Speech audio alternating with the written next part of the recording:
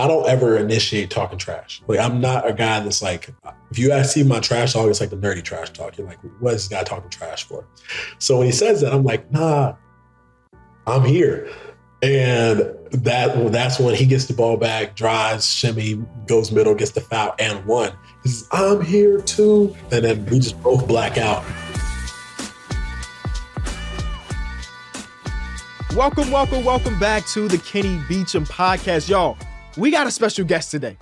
We have not been around for very long. The Kenny Beecham podcast started, 3 months ago, and we're getting our first NBA talent onto the show. Grant Williams is a player that I've had a few conversations with in the DMs here and there, but I never really understand. I never really know what the connection is between me and the player. Even off a few conversations, I knew immediately that if there's anybody I wanted to bring onto the show, Grant will be one of the first guys, and he said yes immediately. So shout out to Grant. I think one of the reasons why Grant said yes, and I think one, he's just a good guy, but also because of the love that y'all showed me on this podcast. He see the tweets, he follow me, he see the Instagram's reposts of y'all showing that y'all listening and watching these episodes. I can see that he see it. So he must see the community that we're building, and he wants to speak to y'all. So leave a like if you're on YouTube, subscribe to the channel, go over to the audio platforms of Spotify, the Apple, leave us 5 stars. We're still in the top 10 in sports podcasting on Spotify, and we appreciate that. But top 10 is not the ceiling. I know it's not. So go over, leave 5 stars. So before we even talk to Grant Williams, I do want to rattle off some things because it's been a little while since we've been able to really talk about the NBA. And today, as I'm recording this, there's a lot to talk about. Shout out to Grant Williams. Actually, Clippers fans, y'all should be thanking Grant Williams for coming onto the show, because this whole episode could have been me flaming the LA Clippers. To the Grizzlies. Like, come on, man. Shout out to my guy, Gilliard. The man is on the court the same height as me. He's a true inspiration. No way that should be the team y'all losing to. And they are winless in the James Harden era, while Tyrese Maxey just dropped 50 for the 76ers. There's a lot of bad things about this team right now. One of the things is that when they were down by double-digit points, Tyronn Lue decided to take James Harden off the court. And guess what happened? They went on this great run to bring it within 2. They even had the lead at one point while James Harden is sitting on the bench. And with a minute and a half left in this game, James Harden came back and they lost. I'm not blaming James Harden exclusively, but I'm just saying there's a lot wrong with this team right now. But they got saved because we ain't got a lot of time to dissect it all. I do want to talk about the Mavs, though, since we do have Grant onto the show. The Mavs are a team that we haven't talked about a lot over the NBA season. I'll be honest with you. Part of that is because I've been trying to figure out what's real and what's not with them. And I mentioned early episodes that usually for me, a 10-game sample size is good enough for me to start making assumptions and starting to put the pieces together. Well, right now, after today, the Dallas Mavericks are 8-2. They just beat the New Orleans Pelicans, and this was an interesting game. I was so excited for this one because the Dallas Mavericks, as we know, has not been a good defensive team. One of the places where they struggle the most is interior. Jonas Valanciunas, Zion Williamson, Brandon Ingram, these are all guys who can get to the basket, specifically in Zion's case. So I was very curious of how this game was going to go, and well, the Dallas Mavericks smacked them. Absolutely smacked them. They're the 23rd ranked defense in basketball, but the second offense, which is different for Dallas Mavericks teams. Usually when they're going to be good, it's going to be the defensive side of the ball because that's just who Jason Kidd is. But a few weeks ago, Jason Kidd said in a post-game interview that he is okay with being in the range of 120. That's not the Jason Kidd we know, but as of right now, it is working. And a lot of that has to do with the guy, Luka Donic. It's not a surprise, right? This guy has been an all-NBA player for the majority of his NBA career, all-NBA first-team player for the majority of his NBA career. So far on the season, he's averaging 32, 9, and 8. 52% from the field and 41.5%. Yeah, I'm giving him his half. 41.5% from 3. Now, Luka has always been a guy to get a bunch of 3-point shots up, but never has he been above league average as far as percentage goes. When you talk about the volume and the amount of shots he's taken, you can argue that he's above average 3-point shooter, but just strictly on the percentage, his 41.5% right now makes an unguardable player even more unguardable. And I don't know if it's sustainable, right? Again, he's a career 34% 3-point shooter, so this would be a huge jump for him. But let's say he's not a 41% 3-point shooter. If he can maintain 38%, I do not know what you do to stop this team. This is a team that I think if you're trying to scheme, you can't. You cannot scheme against this team. The way you beat them is really trying to score a bunch of points And a lot of teams haven't been able to do that. In this game versus the Pelicans, one of the things we saw the Pelicans do a lot is just completely throw a double team at Luka, specifically on a catch. When he had his back to the basket, you saw a second defender. And Luka is one of the players that is so very comfortable with a double team that it makes him, again, unguardable. And when you think about the personnel on this team, they have shooters after shooters. Derrick Jones Jr. had a career year shooting a three-point shot at 34% with the Bulls last season. Now he's shooting 41% too. Again, don't know what's sustainable and what's not at this moment in time.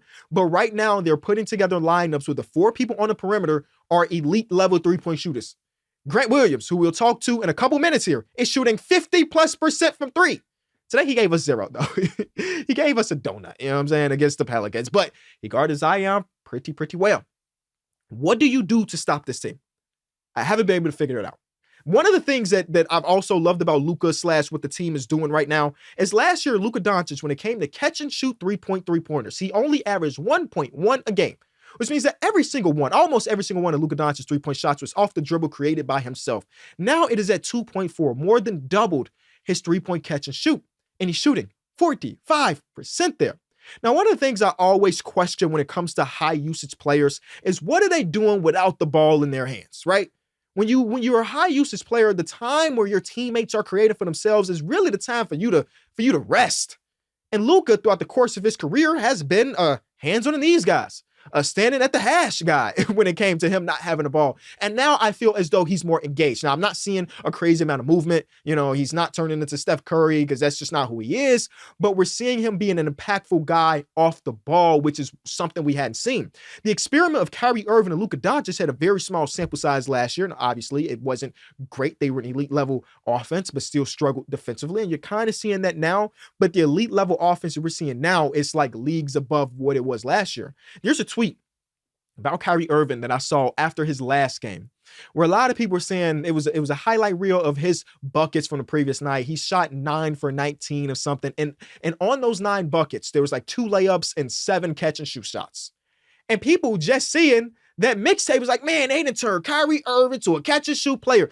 That's not who he is. He's not just a catch and shoot player, but he is providing value in that role in moments. So far, we haven't seen the ultra efficient Kyrie Irving, the 50-40-90 Kyrie Irving we've seen over the course of his career. And it hasn't really mattered too much. The last 2 games for Kyrie look like more Kyrie than the previous, 8. But I'm just saying, he's not a catch and shoot player like some people on Twitter want you to believe. He still gets his. Today against the Pelicans, we saw a lot of those moments because, like I mentioned, they were throwing these doubles and Luka, which freed up Kyrie Irving to do whatever the hell he wanted, and he took advantage of it. I still question the defense, obviously, when you talk about potentially trying to win a championship, because you have a guy of Luka Doncic's caliber, your goal is to compete for championships every single season. A 23rd ranked defense is never going to get the job done. Very, very rarely will it get the job done, unless you're the Cleveland Cavaliers of LeBron, where they had something like this and then turned it on in the playoffs. The team doesn't have a reputation of being able to turn it on come playoffs defensively, but there are a lot of good signs with this team. One of the good signs I saw today was with Josh Green getting real minutes and looking good, because Josh Green's a guy I've bought a lot of stock in a couple years ago, 40% three-point shooter, good defensive intangibles and all of that. This year so far hasn't looked like himself on the offensive side or the defensive side. And if anything, I always usually see a player, if they're struggling offensively, be able to be like, hey, I'm still the same defensive player. He hadn't been that, but today he provided a lot of value. So I'm still, again, trying to figure out exactly where the Mavs sit in my hierarchy of contenders versus pretenders. Where are they at? But when you have a guy of Luka Doncic's caliber, anything is really possible. Now, before we really get into the conversations with Grant Williams, there's a couple other things that are on my mind that I'm just going to throw it out right now, and I'm going to monitor it between now and the next episode, and we'll see what ends up happening, okay? Tyrese Maxey just dropped a 50-piece against Tyrese Halliburton and the Indiana Pacers. The first thing I'm monitoring is who is the best point guard in the Eastern Conference right now? Is it one of the Tyreses? Is it still Damian Lillard, even though he's struggling? Is it Jalen Brunson? I don't know. But I think the Tyrese's, one of the two, has a good conversation if we're just talking about the 2.5 week sample size. The next thing is the Miami Heat still don't make any sense. I watched them play against the Atlanta Hawks the other day where they had Hayward, Highsmith, Jaime Jaquez, no Jimmy Butler, no Tyler Hero, and they spanked the Atlanta Hawks. In the second night of a back-to-back, they were down by double digits to the Spurs, and they came back and won pretty easily. The team makes no sense. Eric Spoelstra is still the greatest coach in the association, and Bam Adebayo is playing out of his mind. I still want him to score and shoot the ball more, but he's just chilling. The next thing, Rockets, 6-game win streak. What do we believe about the Rockets? They're one of the few teams, top 5 and top 10 in defense and top 10 in offense. I don't think that's sustainable. But is this a real team that we should be thinking about as far as being contention for the playoffs? I'm not. That's the furthest I'm going with the Rockets at this exact moment. They had 21 straight days of being at home, which is different than any other team. So I don't know if this is just great home court advantage, going against teams that are struggling with injury or whatever, but I'm enjoying what they're doing. Maybe we'll talk about them a little bit more on the next episode, but just keep your eye out on the Rockets because Alperen Sengun is pretty crazy, and Uncle Jeff coming off the bench just gave 15 points to his former team, and all of that was basically in the fourth quarter. And the last thing, and this one hurts my heart to say, did I jump the gun when it came to the Warriors? So far, it has been the Steph Curry show. Wiggins has not been himself. Klay Thompson has not been the version of Klay Thompson we're used to. So it's really just Steph Curry. I'm assuming that Wiggins will get back to nearly the version of him we know, but it's just something I'm monitoring. They've had a couple wins that were not questionable, but like down to the nitty gritty. The one game against the Sacramento Kings without De'Aaron Fox, the one tip-in game against the OKC Thunder, like they have wins under their belt, but a lot of it is just Steph Curry being one of the best players in the NBA, and I'm not seeing the value of some of the other players on the roster. These are just the things I'm monitoring right now. We'll give it a little bit more time, and we'll come back to it. But now it's time to talk to our guy, Grant Williams.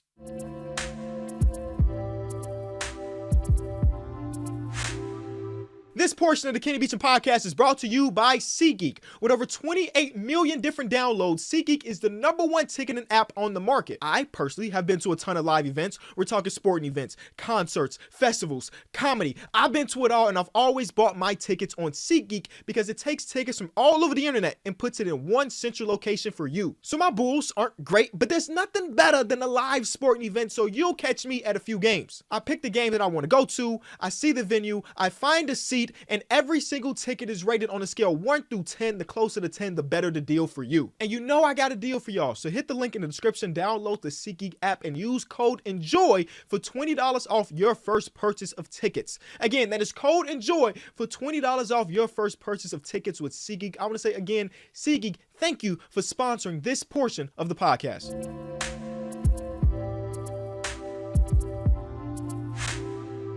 Now it's time to bring in the first guest of the Kenny Beecham podcast, Dallas Mavericks' very own forward, is Grant Williams. Grant, welcome to the show. Thanks for having me, man. This is dope. You were the fastest person to reply, and I appreciate that, man. I appreciate that. I've been just trying to get people on that I feel like I vibe with. You know, we've had a few conversations through the DMs and stuff, so I really do appreciate you taking the time out of your busy schedule to end up on the show.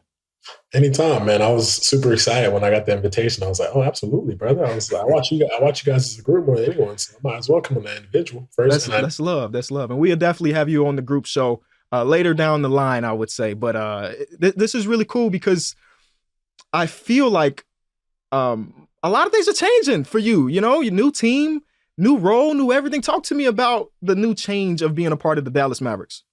Yeah, it's actually very different from where I was in Boston. You're asked to do a lot more.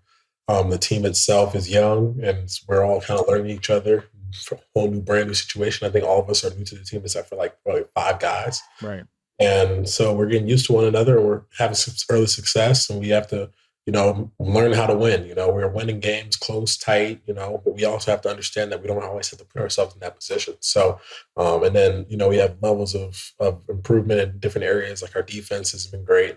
We're one of the best offenses, and that really keeps us in the games. But in order for us to be the team that we want to be at the end of the year, we have to lock in on the other end. So for me, I'm trying to be even more of a leader too. That's another interesting thing for me, because when you're on a talented team like the Celtics, you feel like you have 8 different captains and a bunch of guys who can talk and know what they're saying. And here you still have some of that similar stuff because guys are pretty versatile and cerebral, but I've had some experience, and I try and incite that wisdom on guys while also understanding that I'm going to communicate, I have to hold myself to a higher standard and really take a step in growth in my game.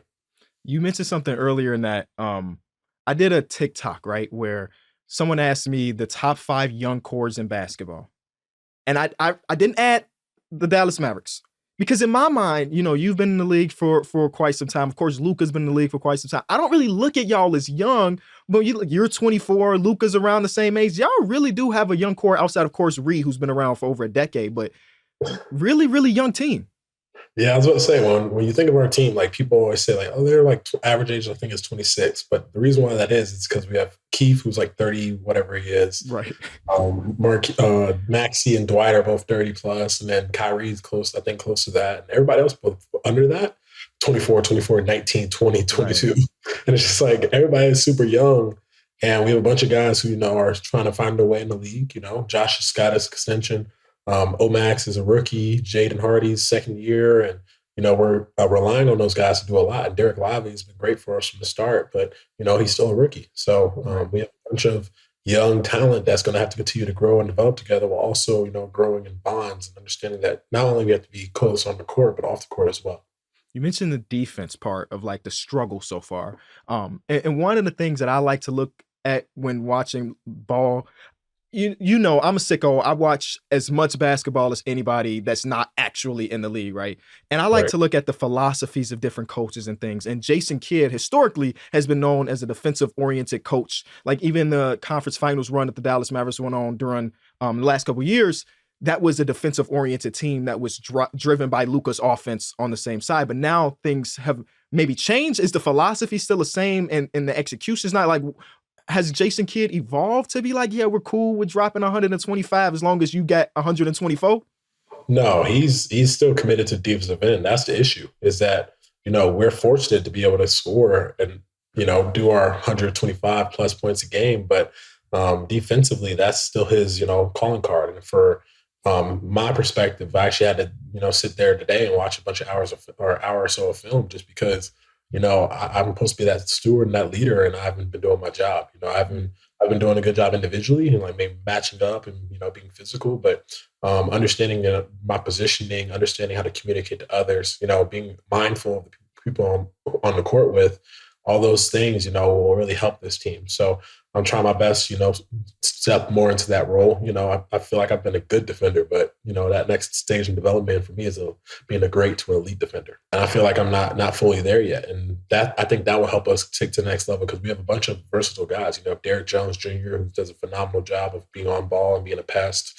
Josh Green, who does a great job, and Tim, who's always in the right spot. And so for me, not being in the position or really maximizing the potential of our defense, that's what the next step in development is. Yeah, I thought the Mavs had a really good offseason, man, bringing you in. And I guess I just watched Derrick Jones Jr. in Chicago here for 2 years, and I was impressed. I was telling people that he's a real NBA player. He's not just a highlight reel that he might have been a couple years ago. Like, he does a lot, and I think he's playing better now than what he did last year. And when you think about the draft, I don't watch much college ball, but the people that I know that do is like, oh, Derek Lively is a perfect guy to bring onto the team. So it was just cool to see them have a vision for Luka, make the adjustment to trade for Kyrie last year, and then add the defensive-oriented pieces in you and Derrick Jones Jr. and so on and so forth. What has it been like, though? It's special. I've played with two of the best, young talents in the league for the past 4 years. And being around Luka and Kai, you see how much of a magician they are. Like some of these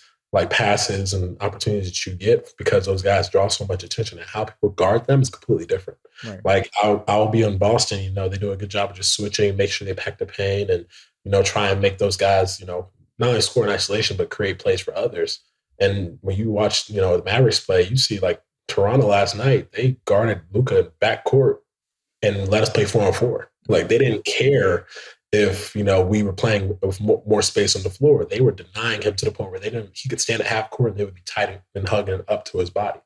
And Kyrie does a phenomenal job because, he creates his own shot more than anyone, but they're really two different players. Like Kyrie's a guy that can create his own shot easily. And then all of a sudden, if he gets trapped, he gives you the ball and make a play. Well, I feel like Luka is a little bit more where he, can get a bucket, do whatever he wants to do. But in situations, he puts in on the money where you don't even have to move. Like you don't even have to exerting the effort. You're just standing in the corner, and next, you get the ball and it hits you in your hands in the perfect pot, and you are able to just lace up and shoot a three. And that's, I feel like, the difference between the two guys is Kyrie, I feel like, is a little bit more trusting and saying, like, you guys are basketball players, go do it and have fun. While Luka's more so, I'm just going to make sure you guys are relaxed. You guys are going to have to do a lot on the defensive end, so we're going to make sure you can only shoot the ball on this end and really take time. So, like you mentioned, the game plan for the Toronto Raptors, how does that change for you as someone that's not the focus, I guess, of the defense, right? When they're doing different adjustments to Luka Doncic or a Kyrie Irving, how does that change your game or the way you play offensively? Yeah, it's interesting because every team is different. Every team's philosophy is different. When we played Toronto last night, their whole thing with me was just don't let him get a shot off. Like, how I can catch the ball, and they put Scotty on me last night. And past 4 years of my career, I've had like a Gary Trent or one of those other guys on me because they knew I wasn't necessarily involved in the actions. So I think that Toronto did a good job because they understood that, the guy that would be playing a short role and stuff like that, let's put one of our better defenders on him. And so that way, if he screens for Luka, guess what? Scotty's switching on to him, OG switches on to me, and hopefully they don't get much action. And then that way he gets me off the three-point line, definitely much things forward. So last night, I was thinking, I said, I didn't do a great job of, creating enough separation or even just giving better outlets for guys because when they hone in on us, they're got like Derrick Jones and these guys may have to be involved in the actions. And they've done a phenomenal job of it to start the year. But we're putting a lot of pressure on Luka and Kai to create a lot when we could have helped them out a lot last night on the offensive end. You a couple days before that, you matched your career high against my Chicago Bulls. Yeah. I got a lot of respect for you. But it feels like, things happen against the Bulls that I guess the Bulls didn't plan for you. I think what you scored 9 out of the first 11 points or something like that. Like, obviously the way they defended you wasn't high on their scouting report. And this year you're killing the game. Do you think that with you being a starter and notoriously before that more of a role player coming off the bench and kind of a spark plug offensively and defensively, that teams haven't necessarily adjusted to you being the starter out there? Yeah, I think they have, but I don't think they've adjusted to the shots that I'm willing to take now. That's, I feel like, the biggest issue because, like, when I was in Boston, I was pretty much just, spot up shots in the corner. If I got a little shot fake sidestep every now and again, I'd shoot it. But, like, now you'll see me where I'm picking pop actions. I'm actually taking shots that I would never have taken. Like, I would drive and shot fake and shoot a mid-range, and I should go that one-legged fadeaway, and they're like, when the heck did he start shooting that?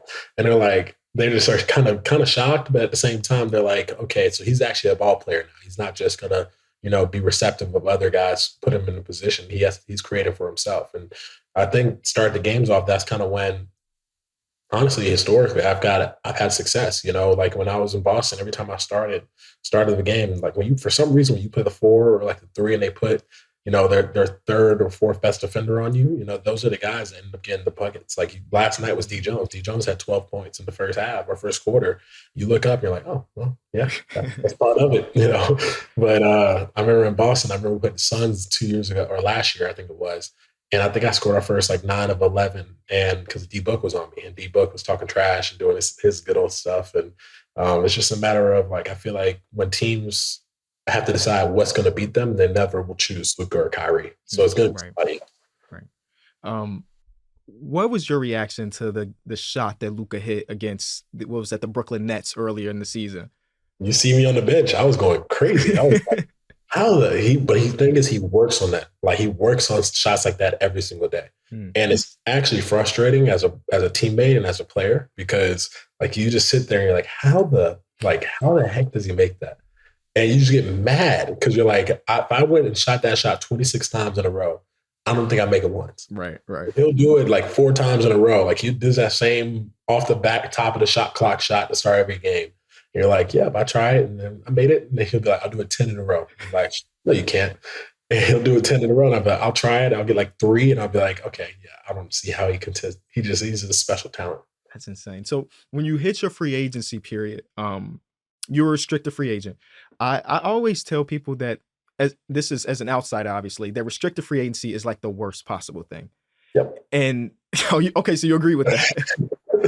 Listen, I'm in the union. I'm first vice All right, president. all right. Trust me, I've spoken out on that a lot. Okay. So yeah, you ended up your deal ended up being done a lot later than some of the other deals, and I'm assuming that is because of the restricted free agency, right? Yeah, let's just say with restricted free agency, no team's gonna tie their money up in the first 2 days when there's still potential other free agents available. Mm-hmm. So like when you have unrestricted free agents, those are the guys typically go first. And that's when all the cap for teams go away. So now the teams that are available are the ones who have like whether like I got kind of screwed in a way. I had all mid-level deals and I had other deals before that were probably more financially lucrative, Mm-hmm. but they were either shorter term or they had like they had like a team option and stuff like that, and I wasn't willing to do that. So I feel like the restricted free agencies that's a struggle because a team can easily say, we want you back and all this stuff, and when it's time to put the money up, they'll just be like, we'll wait for somebody else to make an offer, and then see what your market value is, and then if you don't get the deal, you're kind of stuck with the team, and unless you force your way out or kind of work your back ends and get it to work out, we're kind of stuck on the money value that the team may have you at. With the Celtics, did you feel like they were going to let you hit restricted free agency, but ultimately they were going to let you end up on a different team? Or did you go into the offseason thinking like, I'm going to be a Boston Celtic for the next 4 years or so? Whatever that Magic Johnson meme is, let's just say that. I'm not going to be here. The people walking here, we've been talking about next year, and I'm sitting there saying, I'm not going to be here. That's exactly how I was going into it. Right. Okay. But is that from your perspective or just, I guess, seeing the writing on the wall? Obviously, they made a lot of decisions with you and Rob Williams being out, with Marcus Smart being out, and they bringing in Porzingis and Drew Holiday. So that was how you felt, or did you just see the writing on the wall if they wanted to maybe go a different direction? Oh no, that's how I felt. I kind of like worked my way here to Dallas. Okay. So, word. It wasn't necessarily because of the guys or anything. It was, it was just, it's time for the next step in your development stage. And I knew that, being in Boston, I knew kind of what the moves they were going to make was going to be because they wanted me to come back. Mm-hmm. I remember Brad wasn't the happiest when I wasn't really likely to come back to Boston. So, but I wanted to make the best, opportunity for me to take this step to Dallas. I had a couple other teams that were in mind. It's funny because your favorite team was on that list and just didn't work out. But I would say that, I kind of was happy that I was able to get here to Dallas, and we've been working on it for, a while. So it felt good. I'll say it because you won't. That was the right decision to avoid this team. All right? You made the right decision. Playing alongside Luka is. I feel like the issue with the Bulls right now is like they just, they're talented. They're gonna have the ability. Their second unit is actually the team that always keeps them in games because their first unit typically like warms up into the game.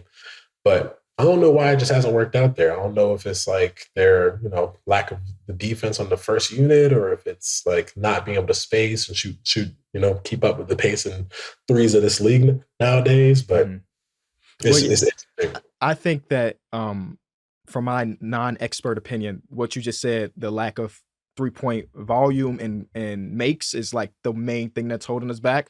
That's why I was excited. Like I don't know if you remember the tweet when we ended up freeing up a little bit of money. I was like, we want Grant Williams, we want Torrey Craig, and because I wanted somebody that can come in and hit a high clip of 3-point shooting, and you're doing that right now in Dallas. So it would have been good for us, but I think for your career, it makes more sense to be in Dallas. So I think you made the right decision. Pat's struggling right now. I grew up with Pat, and he's not necessarily performing the way he needs to. Maybe it's, the strict free agencies, as I said, can really screw with you. But I think that he can be that guy for you guys. Kobe's, always been a spacer, and Zach can shoot it. DeMar is phenomenal at what he does. And Boot's having a poor shooting year so far, but it's only the first 8 games. I feel like the issue that I always say with the Bulls is like people, can't stress over 8 games for the season. I feel like they'll figure it out, and they're always going to be competitive enough to win, like to beat anyone. So it's just a matter of can they have enough success to win at a high level. Losing Lonzo early on, that was probably the hardest part about being a Bulls fan is that when Lonzo was there, we were cooking, man. We were cooking. Unreal. That was, other than the Derrick Rose era, that couple months from the Lonzo Ball being here was like the most fun I've had as a Bulls fan. And then it was taken away, and now we just kind of sitting around. We're in a lot of games. Like, we were in the game against you guys, and then you guys pulled away. We were in the game against the Suns last night, and then they pulled away. It's just the reality of it. That's too much Bulls talk. We want to get back.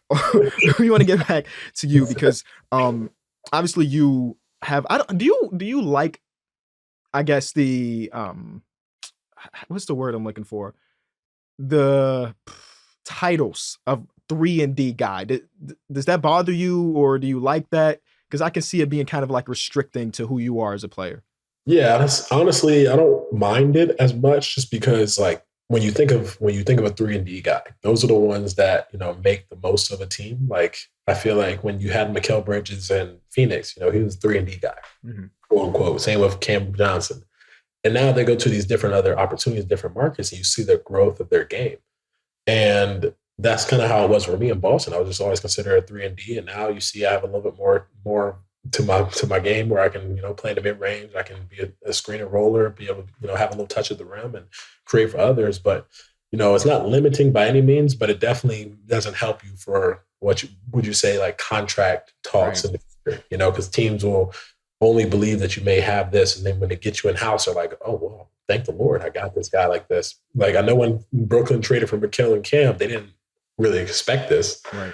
But now they're like, oh, thank you. Like, we made the right deal. Like, we did exactly what we needed to do. And that's why I say a lot of those 3-and-D guys are the most undervalued players. But I think the best part about being undervalued is eventually people are going to be able to say, like, this guy's worth it and belongs in this league. And, that's all you really want, is that respect from your peers and respect from the people around you. This is a question I ask everybody that I see as like a positive to really good defender. What percentage of defense is prep /skill /heart? I think, honestly, it's like 85 heart, 75 heart, 15 prep, and then 10% skill. Like, there's the cerebral side where it's like there's some defenders who are just very intelligent. There's other defenders who play with the most heart in the world, and like, you look like a Pat Bev and like the Drew Holidays and the Smarts. Like, they're just very, very, and D White. Would you ever say that those guys are like elite at like just being on the floor and doing it? They play with their heart on the floor every single night. Right. And you see that by how they express themselves, how they approach it, like, there's different ways. Drew and D White are both silent. They're not talking trash. They're like doing everything, little gritty things that people don't even really talk about or notice unless you're a basketball athlete. And Smart and Pat Bev are the talkers. They're more physical. They're more like, oh, I'm going to get under this guy's skin. Like the Dennis Schroeder last night, he's a guy that will just like do little things to annoy people. Right. And then you have guys like me and PJ and guys like that who are just more physical, that are positional defenders who aren't necessarily blocking people's shots. Or like, if you look at Draymond, is he ever like jumping up and blocking AD shot? No. Mm-hmm. Pretty much in the right position at all times, and he's making the right read and trying his best to be one of the best help defenders and on-ball defenders in the league. So I think that's all like mostly heart, and then the cerebral side adds into it. And then at the end of the day, the skill side, you can be, as long as if you move your feet on the offensive end, you can move your feet on the defensive end. It's a matter if you want to. Right. That's what I would say. You mentioned Dennis Schroeder, the game the other night. There's a moment where you lightly tapped him. You lightly tapped. I didn't get to watch the complete game. What was the outcome? What was the reason for that, and what was the outcome of that moment? Oh no, it's funny because like I played with Dennis. He's the type of person that will always like. He's like Mo Wagner too. Those two guys. Maybe it's I always say maybe it's German in them. But like the funniest thing is they're like the most physical, tough guys, and they'll bump you, elbow you, and stuff like that. But the moment you do something back, they're like flailing or they're going back to the official. So I remember I was like, they call a foul on him for smacking my wrist. So I'm like holding the ball, about to throw it to the referee over his like around him, and so he smacks my hand. So I'm just like, all right. And I like do like that, like messed with him. But I easily could have, like, if I wanted to like actually hit him, like could have, but like I just like messed with him, like smacked him up. I don't know if I smacked him in the nose or the lip. Right. And I just walked away, and Dennis knew I was just messing with him. So he's not mad. But immediately like he went to the official, turned around, like, you got to review that took 4 days. And I'm like, come on, man. You're the one talking about me about flopping. Don't do that. So you guys don't go against the Boston Celtics until the start of 2024. So you got a ways until you get your. Do you think you get a video? I don't know. Honestly, I love my time there in Boston. You know, the people were amazing to me. You know, I missed the team because those guys were always my brothers for a long time. We went through a lot. And, you know, the fans there, you know, they're some of the best in the league. You know, they've always been that. They've been very supportive of the franchise, and they value guys who play with heart and toughness. And if anything, I don't even know if I'll get a video, but I know for damn sure Marcus Smart will. That's what really matters to me because those guys, like the guys who I played with, Marcus, the Robs, I feel like they deserve more than anything. For me, I'd be happy if I got one, but it'll be a little bit emotional going back because, you know, you give 4 years of your life to an organization. And, you know, that's where I started. You know, it's the first place that drafted me. It's something I'll always be thankful for. I always thank Danny and Brad for their belief in me and allowing me to become the player that I am today. And without Boston, I wouldn't be who I am. I think you deserve a video strictly off Game 7. You know, that moment, you know, that alone, they could just show that highlight reel over and over, and I'm sure the fans get hyped for it because that was a crazy moment. Until the next Game 7 role player does something. Originally it was Game 7 Kelly. Hopefully I'll be. Oh man, that was against the Wizards? Yep, Game 7. Yeah, that was crazy. I got a couple more defensive-oriented questions before we get to like the super fun stuff. When I mentioned you returning back to Boston, because I'm assuming that when you play them, your assignment defensively might be Jayson Tatum or Jaylen Brown, one of the two. How do you, after playing alongside him for many years as a defender, how do you think you guard him? Do you know his secret recipe of, you know, trying to get his buckets? Honestly, both are different, you know. You could have a strategy in your mind that you think is going to work, and then you go and try and do that, and let's just say you still get 40 in your head. So you're going to have the attempts. But it's just a matter of making sure everything's hard for them. You know, JT, you know, making sure that he's working for everything down the court because he's going to be cerebral enough to know if you're too physical with him, he's going to get fouled. He's going to get the call. But also if you play off of him too much, he's just going to try and lull you to sleep and then step back to his left and shoot that little pull up. Right. So he has great footwork, and he's a guy that, you know, you have to be into his body and make him, you know, not be able to use his size and his length. With JB, I feel like his athleticism is, you know, him and Ant Edwards are both up here. Like there's not many that compare. So you just have to, you know, try and get him to speed up and, you know, force him into difficult decisions because when has a great opportunity to make the easy read, he's great at it. So making sure that he sees bodies, making like one-on-one, it's going to be difficult to guard both of those guys. I'm not going to say I'm going to go out there and hold them guys to 2 points, 4 points. Absolutely not. But I'm going to do my best, you know, just make it difficult for them and make other guys have to beat us, you know. I know they have probably one of the more talented teams in the league, and they have the ability to beat you in offense because they have great shooters on the outside. They have Peyton Pritchard, Sam Hauser, and, you know, Al off the bench. And every now and again they may play O'Shea Brissett or Lamar Stevens or one of those guys with Luke.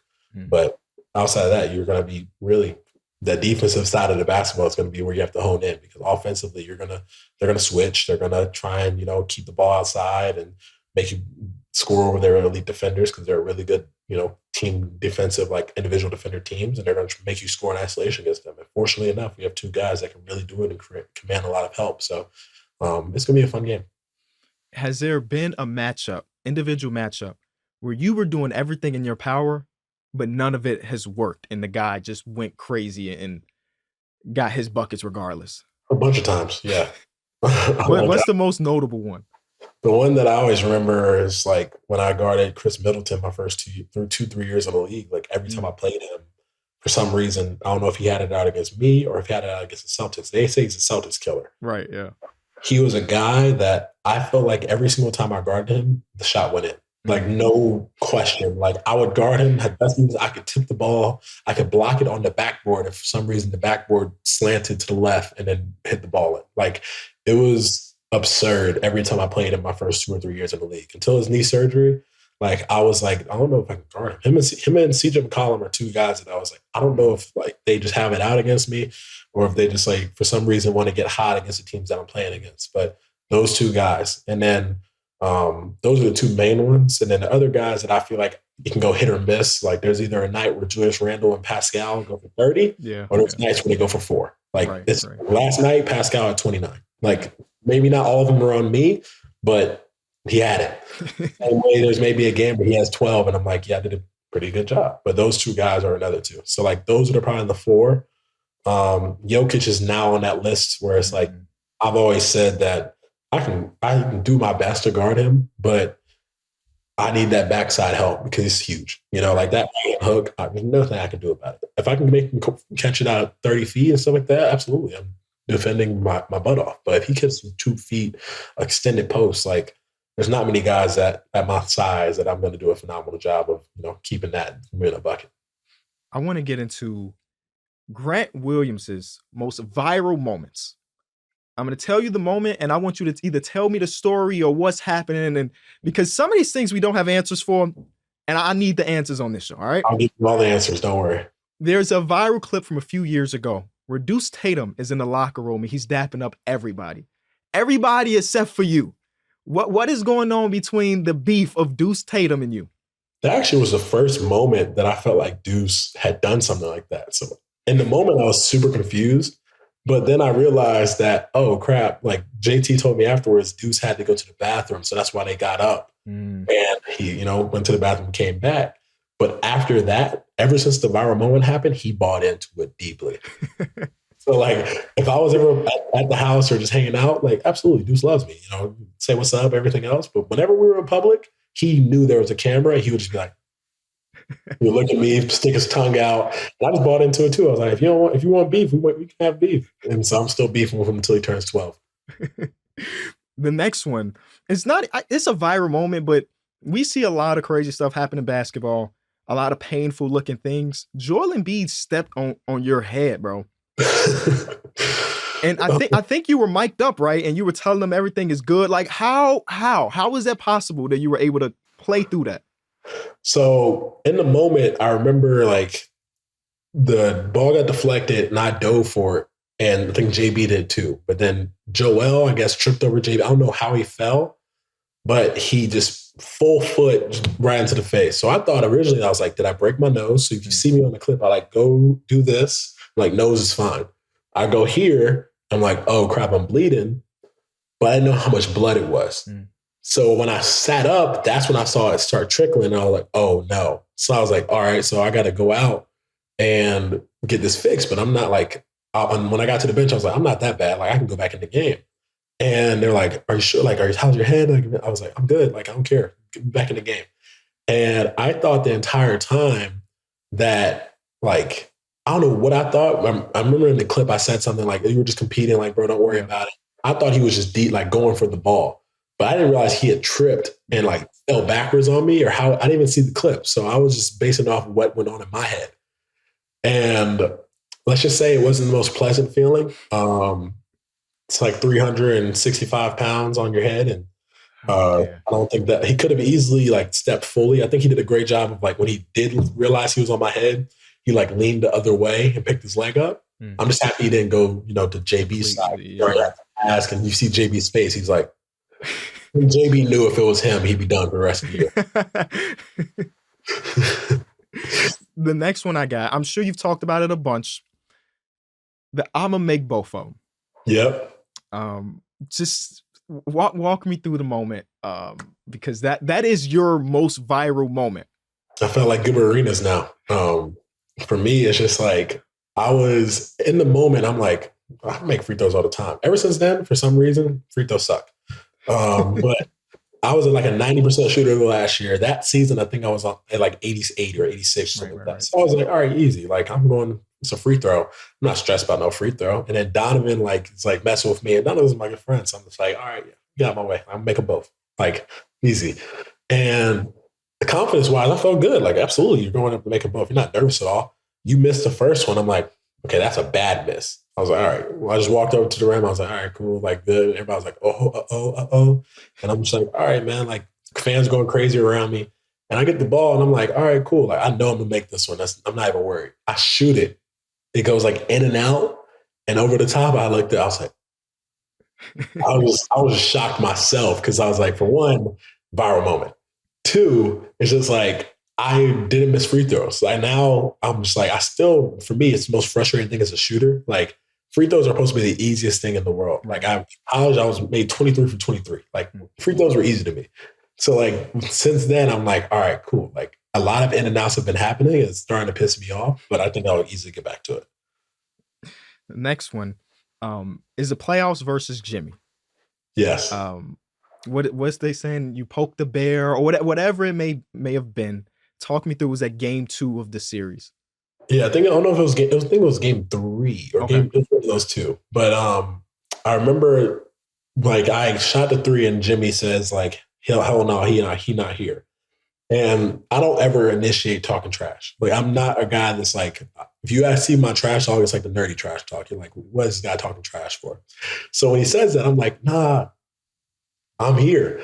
And that's when he gets the ball back, drives, shimmy, goes middle, gets the foul, and one. He says, I'm here too. And then we just both black out and go and compete. Because me and Jimmy have been competing for the past, 3-4 years at least. And we played each other, how many conference finals? 3 of the 4? 3. Yeah. Boston.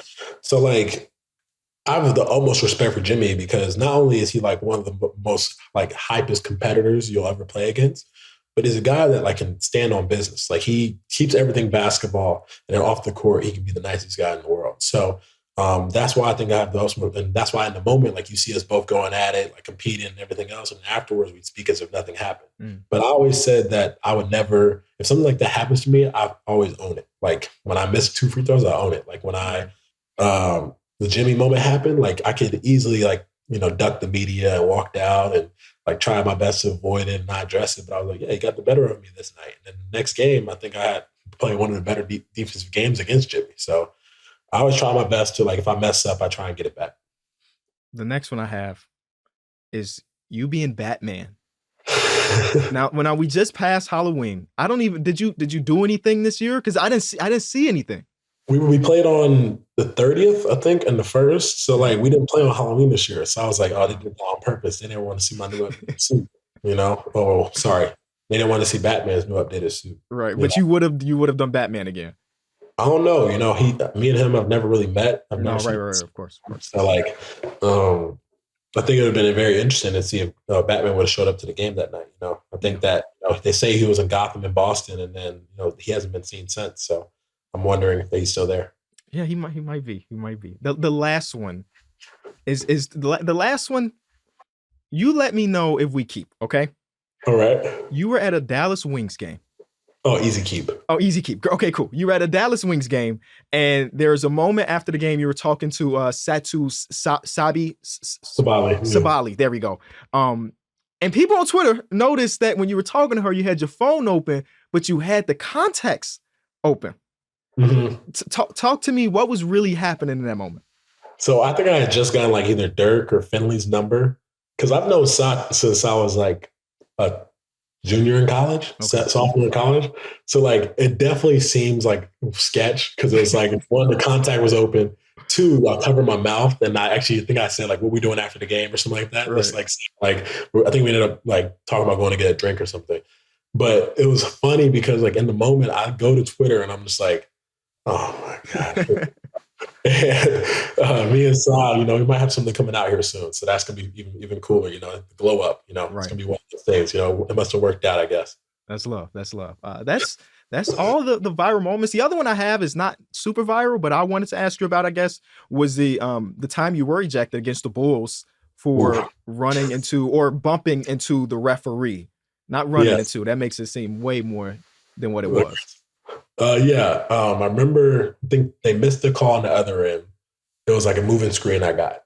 That possession, I cut it off. It was definitely a foul on me. Like I tried to take a charge. I think it was on Zach or something like that.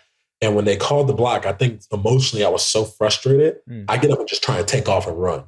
And as I get up to take off, she walks onto the court, Cheryl, and I had to apologize to her afterwards because like should never have bumped her or anything like that. So she walks on to like do like, all right, 12, everything else. And I turn my head and go. But as you can tell in the film, I saw, like, right when I saw I was about to run into her, I try to like get out the way. Yeah. Turn my body and my hip hits her. And that's when I got ejected. And I was like, okay, I'm already pissed about the foul call. I'm already pissed about this. And that's when I just blacked out. And I don't remember what I said. But I definitely like had to apologize because that moment, like, I've been ejected 2 times in my career. One that, and the other one by accidental try to punch the ball after I remember that. Backboard, off the backboard. Like Steph shoots a half court shot to end the quarter. I'm like, or going to media timeout. I'm just like, all right, like we're down 20. Like I'm just like, all right, here we go. I'm trying to knock it off the backboard, catch it in my hand. As I go like this, I look at the ball just go deeper and deeper into the stands, and I'm just like, all right, hopefully no one saw that. Like I'm trying to grab the ball, head to the official and go to the bench and chill. And I just turned around. Scott's just like, yeah, man, I got to eject. He said, yeah. And I said, all right, no worries. And I just walked off the court. Right. I didn't even try to argue it. I was like, I know. I'm sorry. Well, that's all we have for you. I appreciate you taking the time, Grant, man. It's been nothing but love. Obviously, we want to have you on the other show down the line if you're willing to do it. But you taking the time means the world to us. So we really appreciate it.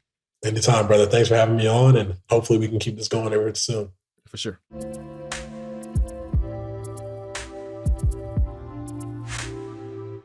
I want to again say thank you to Grant Williams for coming onto the show. He did not have to do this. He did it strictly at the kindness of his heart, which we really do appreciate. And he said he will come back. So maybe around the All-Star break, we'll give Grant a little text message. He'll say, hey, I'm here for it. Maybe he'll be in a 3-point shootout the way he's been shooting this season. We don't really know.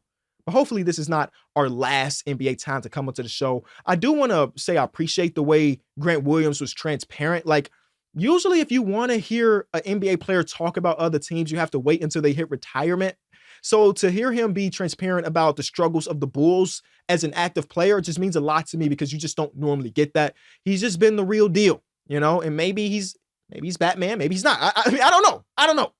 Let me know in the comment section your favorite part of this episode with Grant. And as always, I'll see y'all in a couple days.